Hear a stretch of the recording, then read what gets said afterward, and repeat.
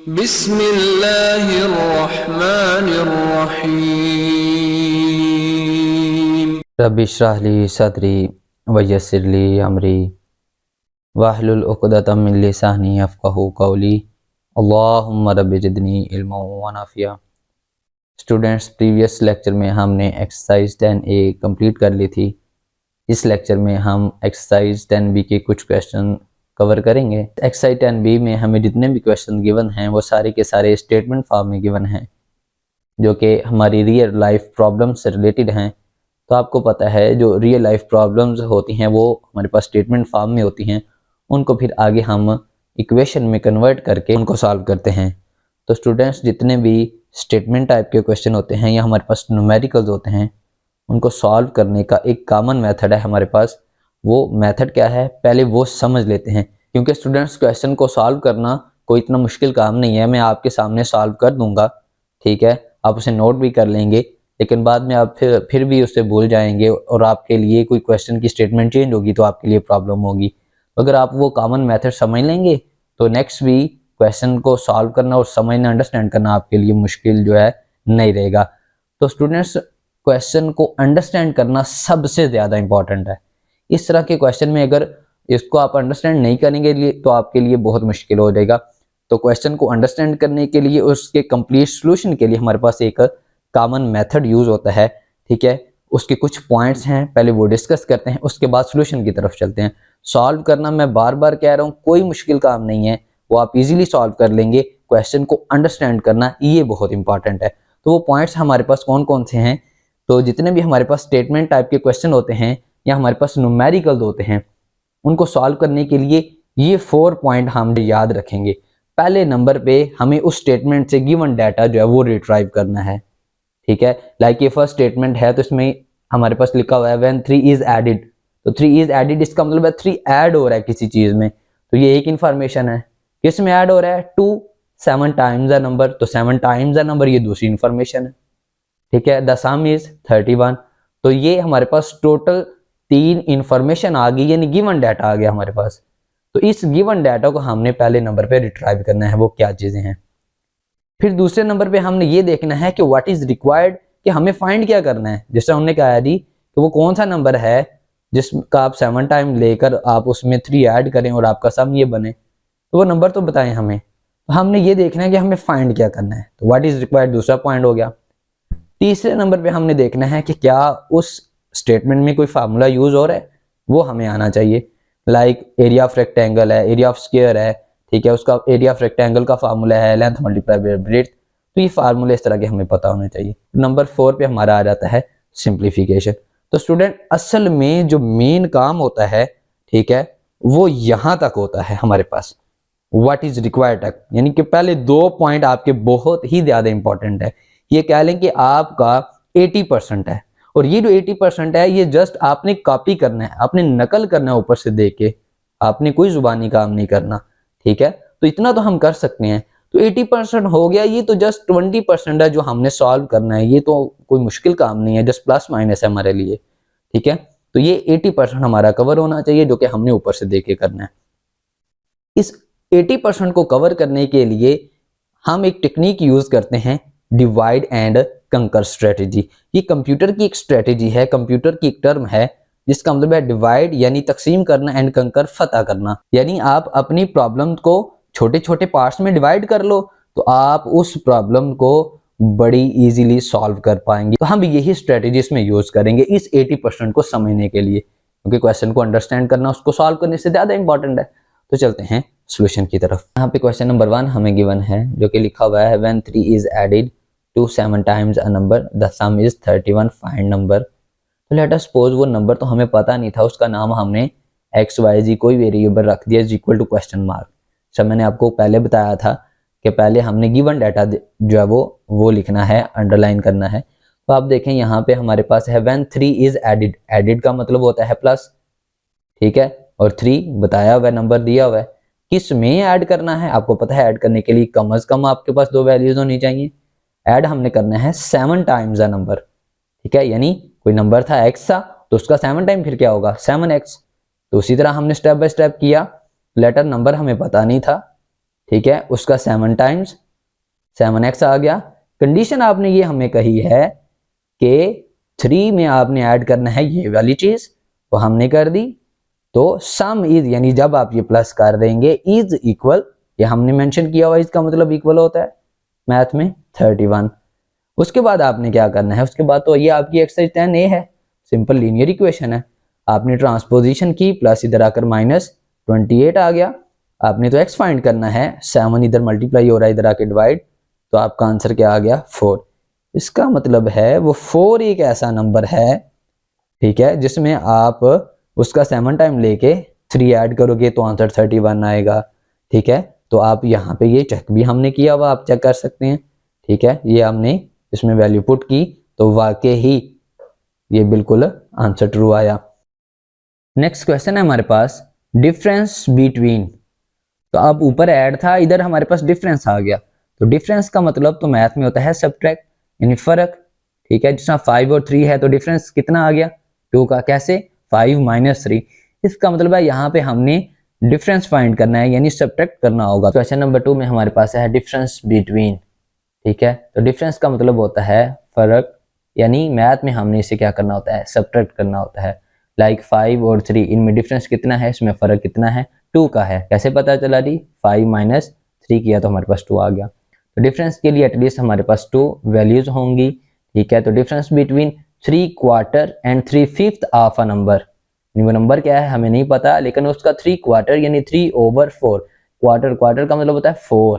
ठीक है, तो 3/4 3/4 किसका, उस नंबर का जो कि x है, 3/4x।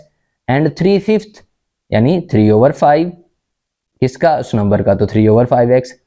आगे कह रहा है इज 9। इज का मतलब क्या होता है इक्वल। डिटरमाइन द नंबर, तो हमने कहा नंबर नहीं पता, तो x is equal to question mark. ठीक है, तो ये हमारे पास गिवन डाटा आ गया, ये हमने फाइंड करना है, उसके बाद हम सिंप्लीफाई करेंगे। तो ये जो गिवन डाटा था ये हमने पहले दे लिखा।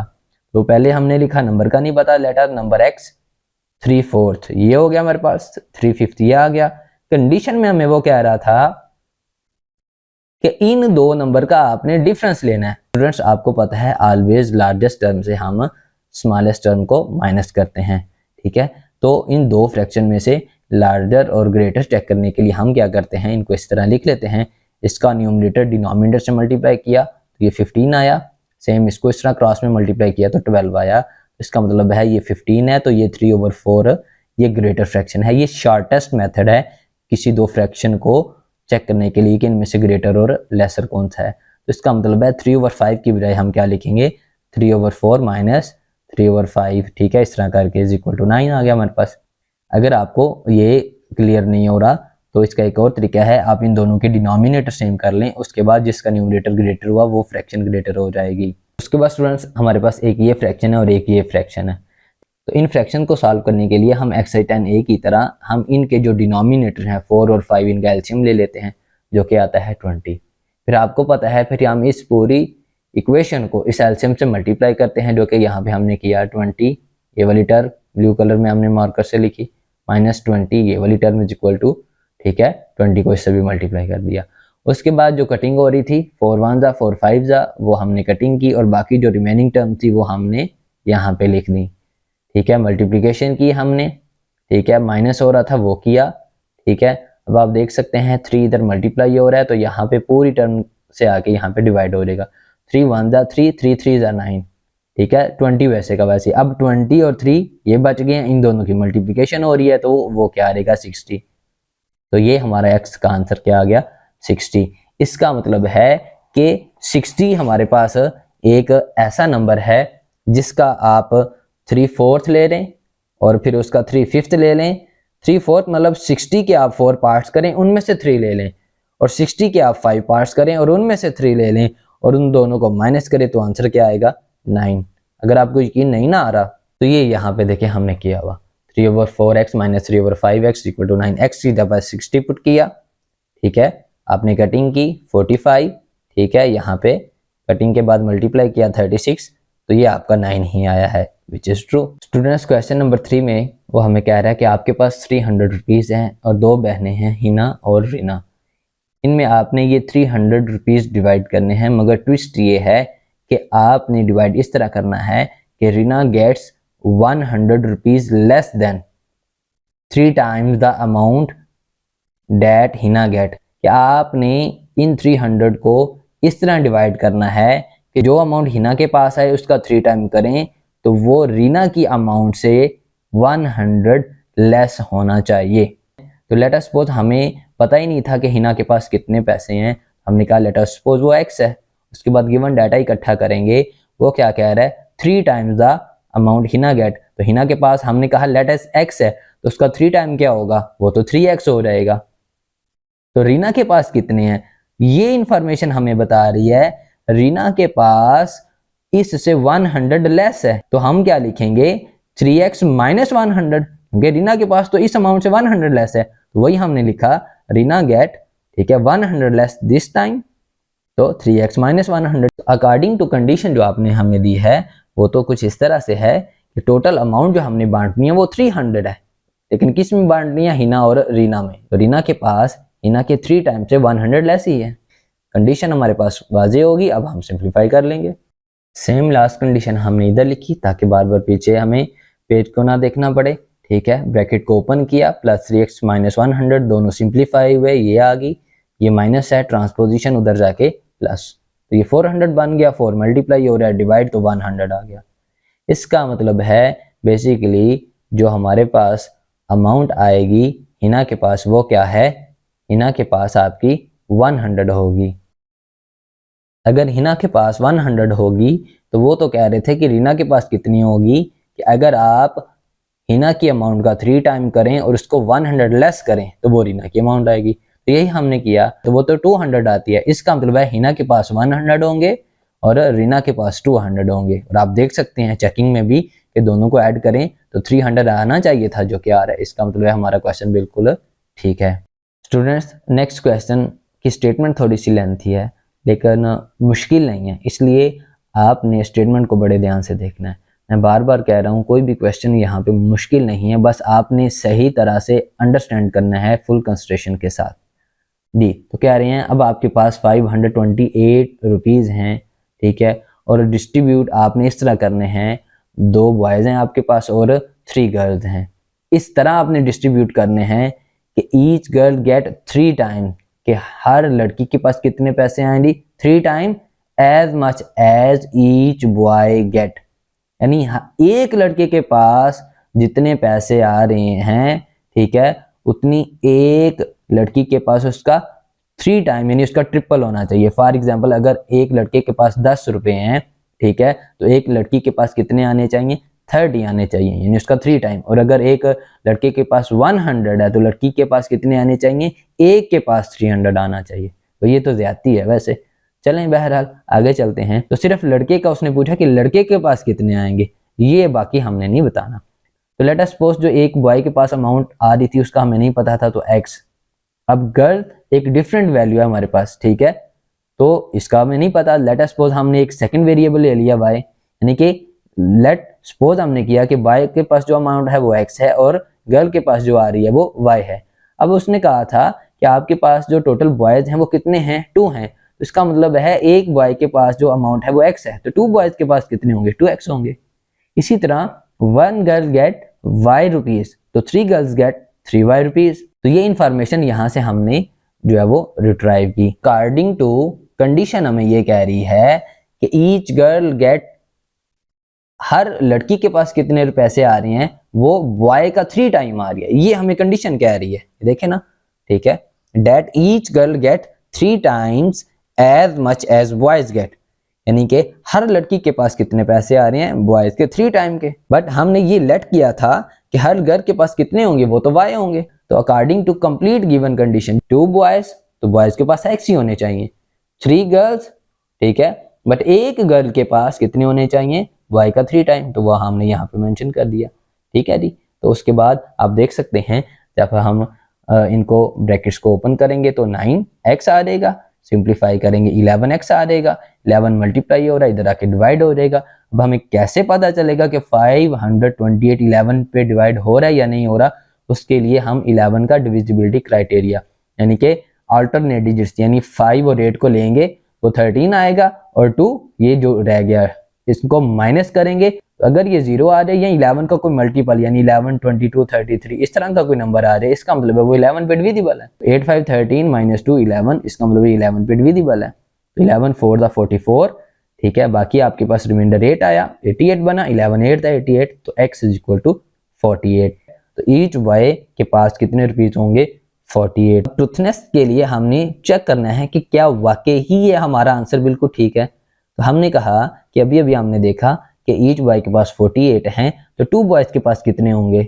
96 होंगे। सिंगल बॉय के पास जितने पैसे हैं उसका 3 टाइम करने वो एक लड़की के पास होगा, ठीक है। तो बॉय के पास आए हमारे पास 48 रुपीज, एक के पास उसका 3 टाइम करें तो वो 144, ठीक है। ये एक लड़की के पास आए। टोटल हमारे पास जो बॉयज थे वो 2 थे, उसका 96 बना। अब तीनों गर्ल्स का जो बनेगा वो इसको 3 से मल्टीप्लाई कर देंगे, वो कुछ ये बनेगा। अब दोनों को सम अप करें तो आप देख सकते हैं हमारा आंसर बिल्कुल करेक्ट आया है। Next study 3 is subtracted from a number. Late us suppose हमें नंबर का पता ही नहीं था तो वो x है, तो सब्ट्रैक्टेड फ्रॉम अ नंबर यानी नंबर से सब्ट्रैक्ट हो रहा है, ठीक है। यानी पॉकेट से कुछ हम निकाल रहे हैं, तो जाहिर सी बात है पॉकेट होगी तो कुछ निकालेंगे ना, तो फ्रॉम पॉकेट, ठीक है। तो फ्रॉम पॉकेट यानी फ्रॉम के बाद जो कुछ आपका आएगा वो पहले होगा। तो इस पूरी स्टेटमेंट का मतलब क्या है? x minus 3। वो कहता है जब आप इतना कर लेते हैं, सब्ट्रैक्ट कर लेते हैं, तो वो जो रिमाइंडर आएगा उसको फिर आपने क्या करना है? 13 से मल्टीप्लाई करना है। ओके, दूसरी इंफॉर्मेशन आ गई। पहला ये काम करना है, दूसरा रिमाइंडर को 13 से मल्टीप्लाई करना है। उसके बाद वो कह रहा है जब आप ये काम करेंगे तो जो आपका प्रोडक्ट आएगा इज का मतलब क्या होता है? इक्वल। वो क्या आएगा? 91। प्रोडक्ट का मतलब क्या है स्टूडेंट्स? 2 मल्टीप्लाई बाय 3 जब आप करेंगे, ये जो आंसर आ रहा है 6, ये आपका 2 का और 3 का प्रोडक्ट है।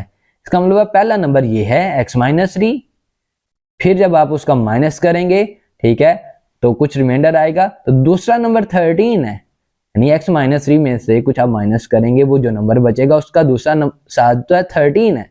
इन दोनों को आप, इसके रिमाइंडर को और आप 13 को मल्टीप्लाई करेंगे, आपका आंसर 91 आना चाहिए। तो लेट अस सपोज हमें नंबर का नहीं पता था x, आप उस नंबर से 3 सब्ट्रैक्ट करेंगे।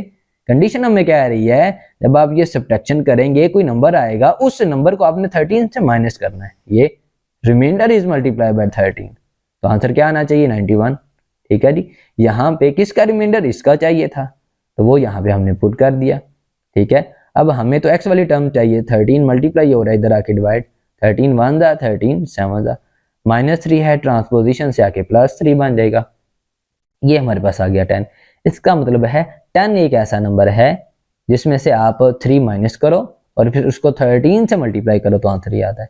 देख सकते हैं आप, 10 एक ऐसा नंबर है जिससे 3 माइनस किया तो 7, इन दोनों के रिमाइंडर को आपने इससे मल्टीप्लाई किया तो आंसर 91। इसको बड़े ही एहतियात के साथ यहाँ से रिट्राइव करके और यहाँ पे पुट करना है, ठीक है। और मेन फोकस आपका ये होना चाहिए, पहले 2 पॉइंट कि गिवन डाटा क्या है और हमें फाइंड क्या करना है, जो कि ऊपर से देके हमने करना है। ये 80% है और ये तो जस्ट 20% है, और इस 80% को कंप्लीट करने के लिए आपकी हेल्प करेगी ये वाली स्ट्रेटेजी, डिवाइड एंड कंकर। तो स्टूडेंट्स आज के लिए इतना ही काफ़ी है। इस एक्सरसाइज के बाकी क्वेश्चन इंशाल्लाह हम अपने नेक्स्ट लेक्चर में कवर करेंगे। उम्मीद करते हैं आज का लेक्चर आपके लिए काफ़ी फ्रूटफुल हुआ होगा। मिलते हैं नेक्स्ट लेक्चर में, तब तक के लिए अल्लाह हाफिज़।